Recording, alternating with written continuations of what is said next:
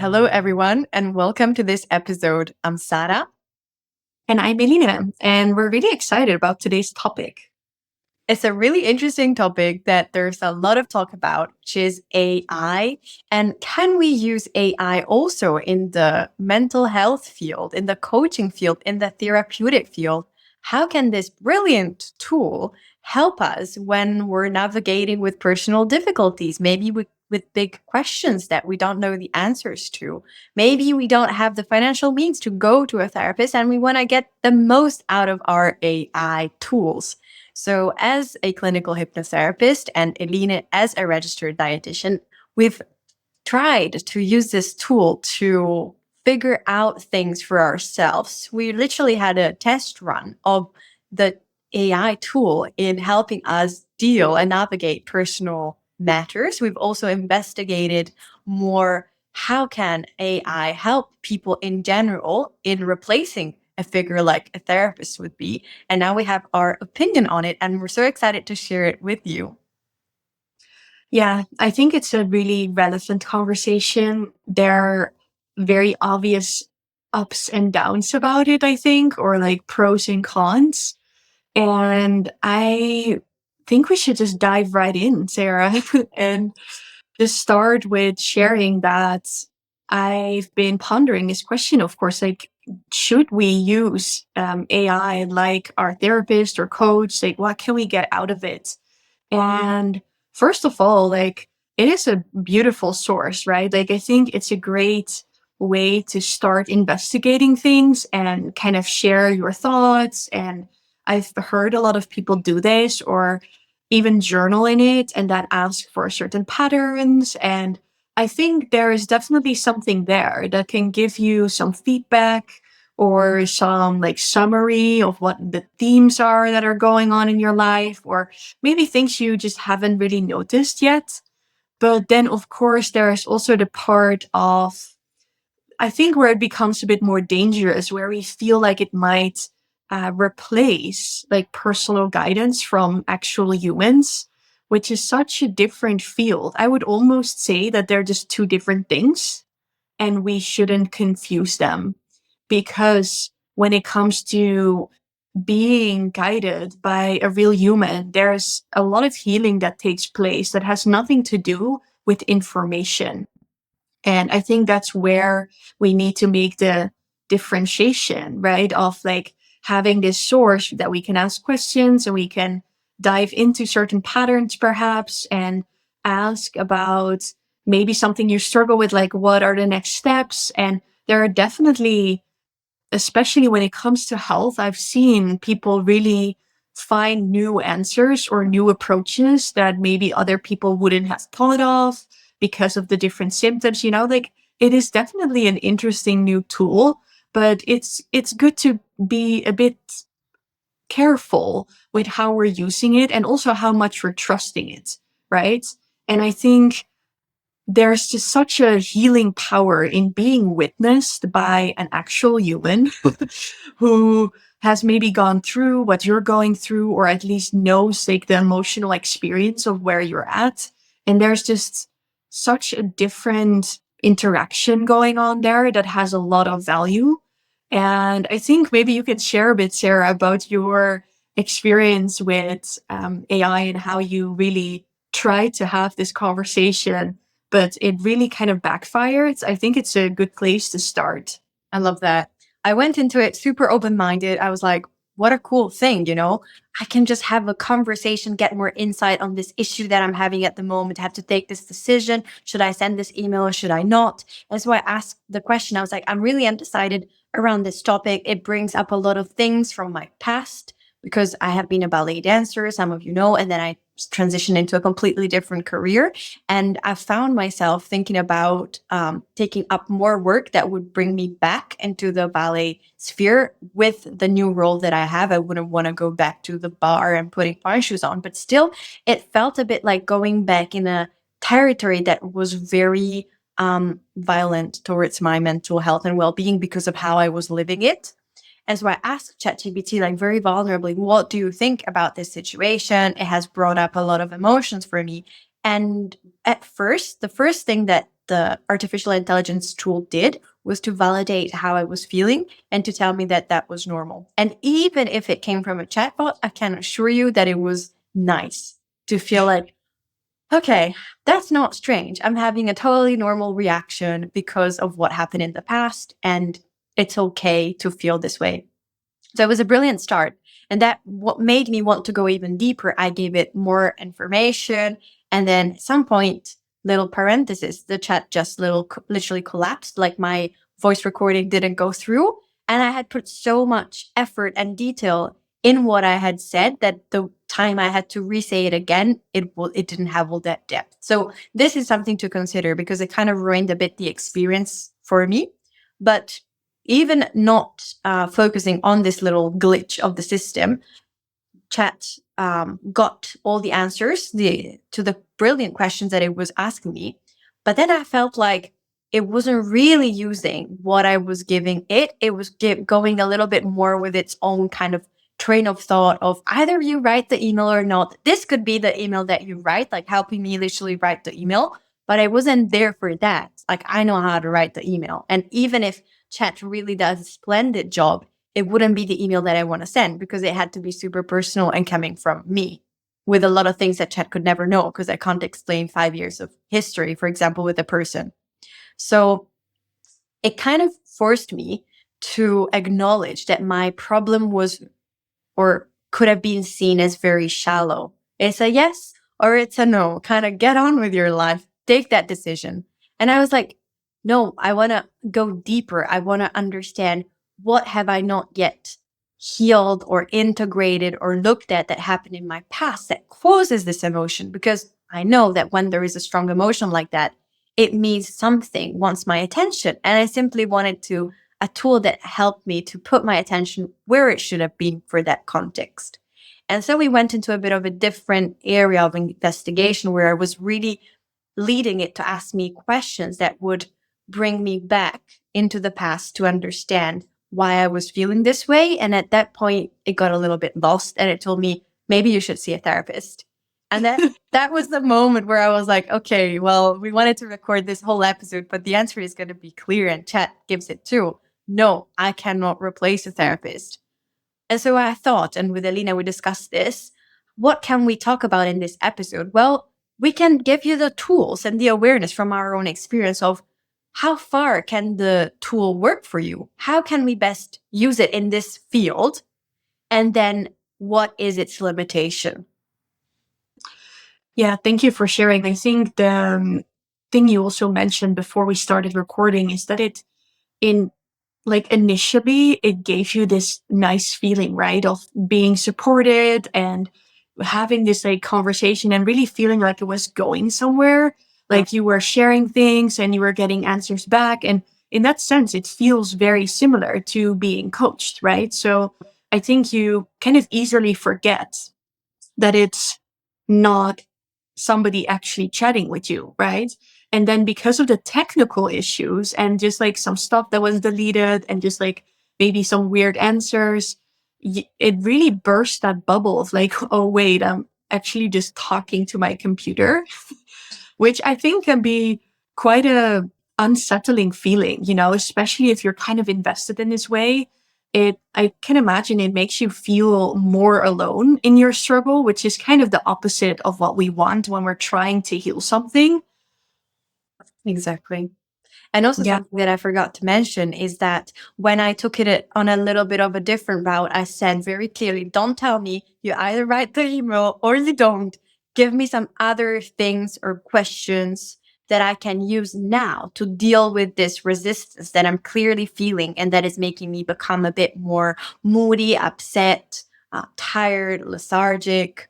And then it gave me like a bullet point list of things that I should have done, like, oh, but you should meditate and then you can journal and then you can talk to a friend and then you can speak about it to your partner. And I was like, wait, like these are all to do things that I don't feel are right for me in this moment. I don't feel I need to meditate because I already do that on a regular basis and I'm still here talking to you. So a bit in a challenging way, I told chat, but I already did all these things because they are truly things that I do on a daily basis.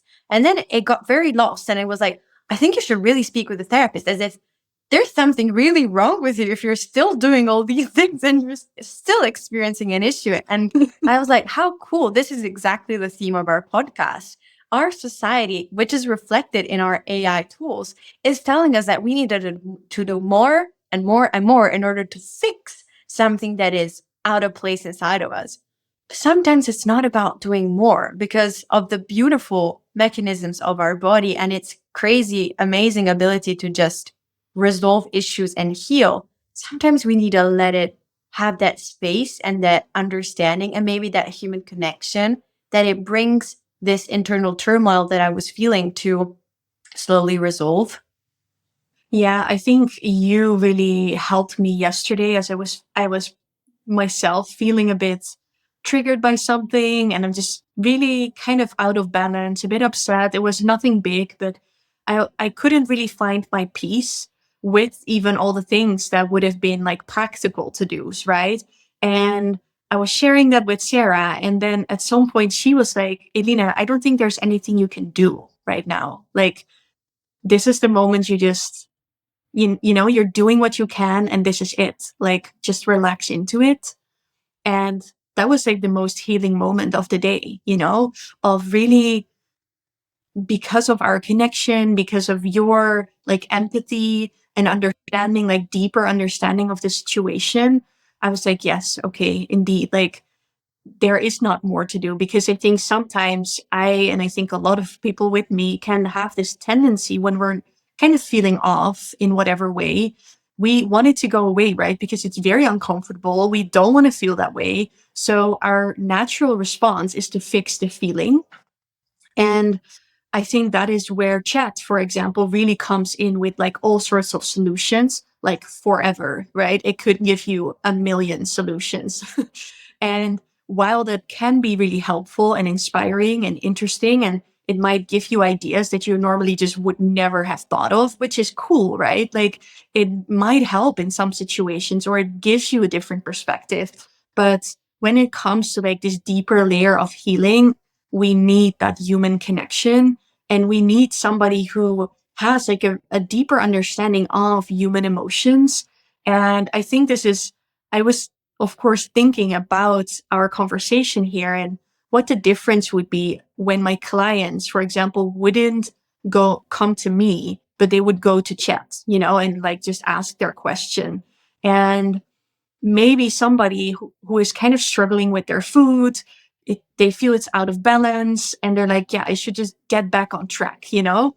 And when they come to me, very often we realize like, oh, hey, there's maybe something going on that is really not about you not knowing how to eat healthy, or that meal prepping is something that is helpful if you want to have consistent healthy meals. And you know, there's like all these practical things that I feel like chat, for example, would give people if they're like, hey, I just want to get my food back on track. I just keep overeating. What am I doing wrong? And I think that's also where the danger is that chat, or whatever AI tool you use to chat with us, is only going to respond to whatever input you're giving it. And that, first of all, needs a lot of like self-reflection and self-awareness to be able to truly articulate well what is happening within them, right? So that's like the first point. And then I realized when I was thinking back to like some sessions I was giving, I am usually the person asking all the questions as the coach or the therapist, or, you know, we can make this a bit broader, but I think in general, the coach is guiding the process, and it's not the person seeking help that is the leader in that sense, you know, or guiding the healing process, because of course there's a reason they're coming to me. And this whole aspect kind of disappears when you're talking about AI and using it, because it's only going to respond to your inputs, and there's never going to be a real like other person with like a higher perspective or more experience, even just with guiding people in like a very specific way, that is going to be like, okay, I understand what you're saying here, but what is it that you're truly feeling right now? Because I think there's something else going on here that we really need to talk about first. And there's just this whole like process in guiding people through these like healing experiences that AI just simply doesn't have, even though it can ask like kind questions and be like, do you want to explore this further?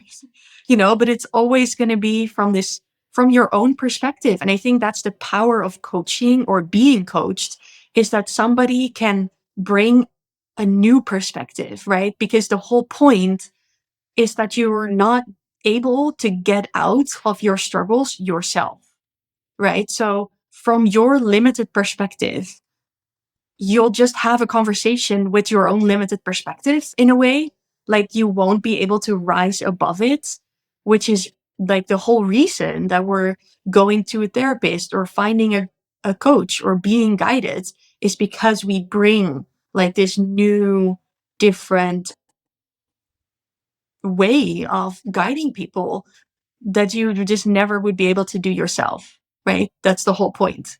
So no, I think it's definitely, we're very clear that we should not use AI as our therapist or as our only source of support, especially when it comes to like deeper struggles or emotional issues or complex things. I mean, if you want to know if bananas or donuts are better, like ask the questions, right? And I do think there's also definitely like lifestyle things you can ask about or look at certain patterns. But I also remember asking Chat about something. Sadly, I don't know what it was about anymore, but it gave me like all these different options to kind of reflect upon, which was nice, and especially with the tools I already have with um, having quite a bit of self-awareness and knowing how to meditate, there were some things that I was like, oh, that is interesting. I will actually explore that a bit further.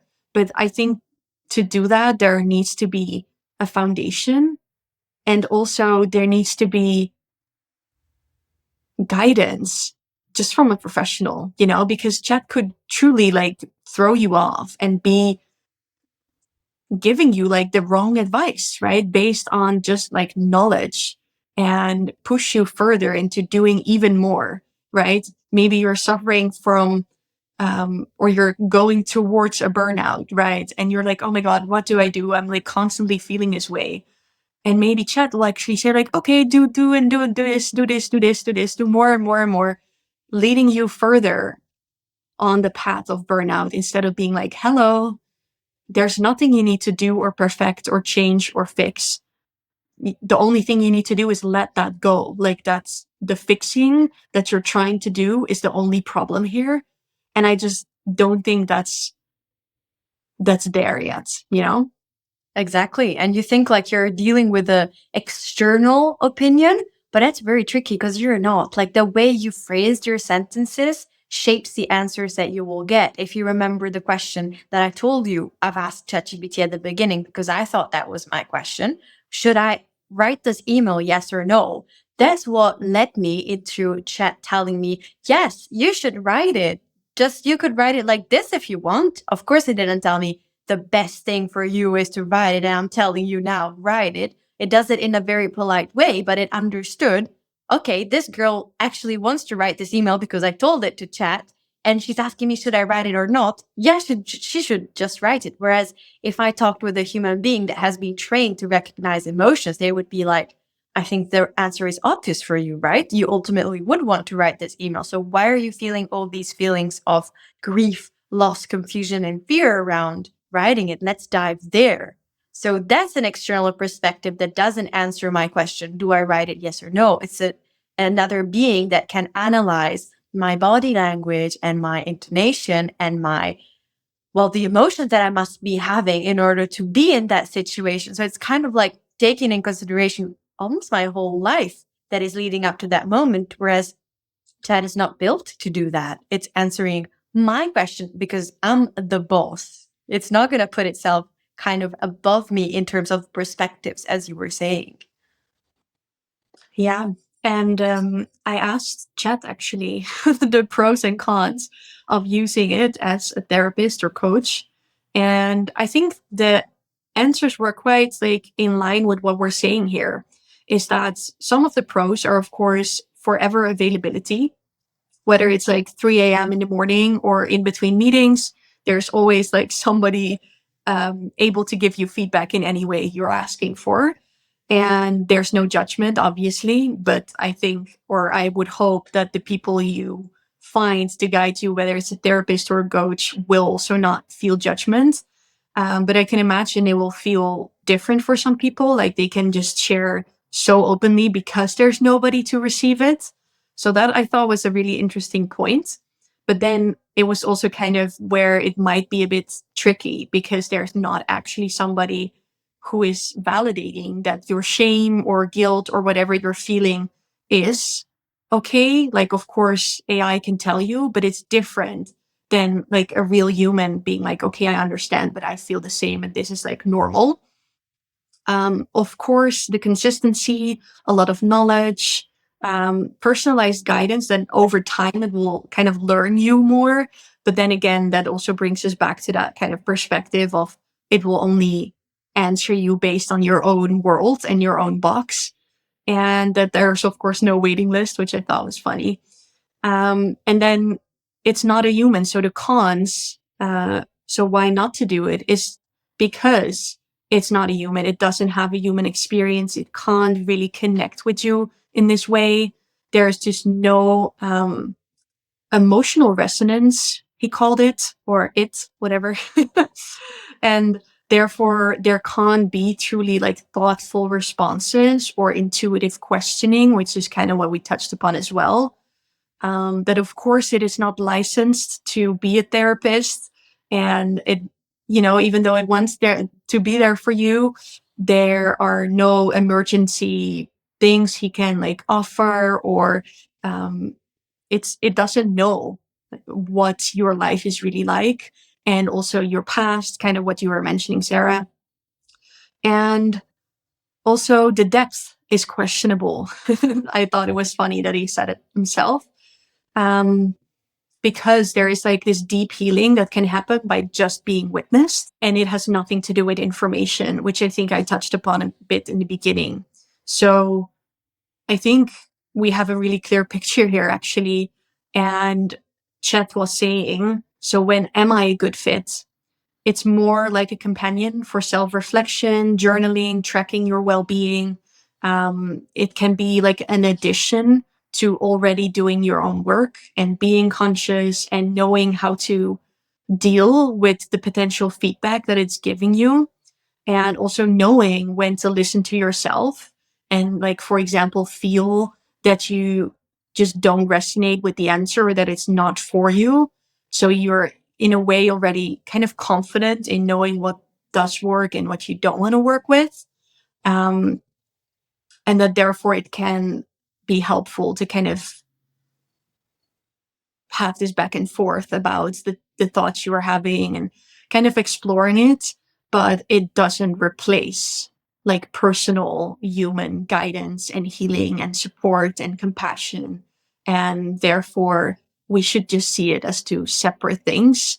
And it's more like a beautiful, fun addition, but also to not trust it too much and be discerning. Beautiful. And if you feel the episode is kind of going into its end, I would like to add that if you have been asking Chat some questions, but you would want to speak to us about these topics because of all the reasons we listed today, we're very open to have a conversation. That's why we set up these 15-minute slots where you can just hop on a call with us, and the link to book that is in the description of every episode we post. So I want to put that out there. Yes, we're here to guide you, to support you, to be the humans that will witness you and have a true understanding of what it means to go through deep struggle and emotion, and have, like, both of us will also have a different kind of perspective on your situation.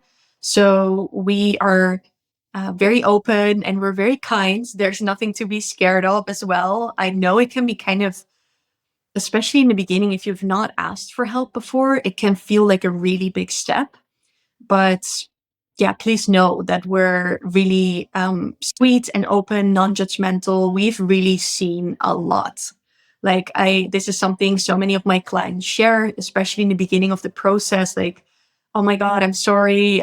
This is like a lot, or I hope this is not too much, or maybe this is like really weird for you. And it's like, no, it's really not. It's very normal. We're just not, it's just not normal for in our world that we talk about it. You know, it's not normalized, but it is something we all experience. There's nothing wrong ever. Like you can share anything. And yeah, it would be so nice to meet you. And yeah, maybe we should talk about our next episode, Sarah. Absolutely. We wanted to speak about emotions because in the episode of today, you might have heard us speaking about the difference between having a human witness your emotions and understand them, because we've all lived through emotions and they're part of our daily lives, and an AI trying to have a mental understanding on these emotions and how to maybe erase them from your life by meditating and doing all sorts. And me and Alina, we've really spoken together a lot about this. And I know it's a part of our lives to live with our emotions and give them space in our homes and in the person that we are. And so we really are passionate about sharing our knowledge, our understanding on what are emotions, why are they here, so that we can better handle them and we can learn how to use them, because they're super powerful tools. They're very potent, as you have definitely experienced. Like they're pretty persistent. And so, how can we really learn to live with our emotions? Yes, I think it's such a powerful part of healing is learning how to feel your own feelings. And I think we very often, but we'll talk about that more next time, we think that we're feeling them, but we're actually thinking about the feeling and not experiencing the feeling, which is where a lot of power and a lot of healing is hidden. So, very excited to dive into that. I think it will be so helpful for so many people. I know for me personally, it has been a game changer to learn about emotions and how to deal with them and how to give them a place. When is it enough? Should you always feel your feelings? When are you just like drowning in them? Like there's so much to talk about. So yeah, excited to dive into that next. Me too. And we're super grateful for you listening. Do share the podcast with anybody that you love and that could join into our conversations. That's the biggest gift that you can do to us as we're growing this podcast and we're gathering this community. So thank you very much for being here. Thank you. Bye.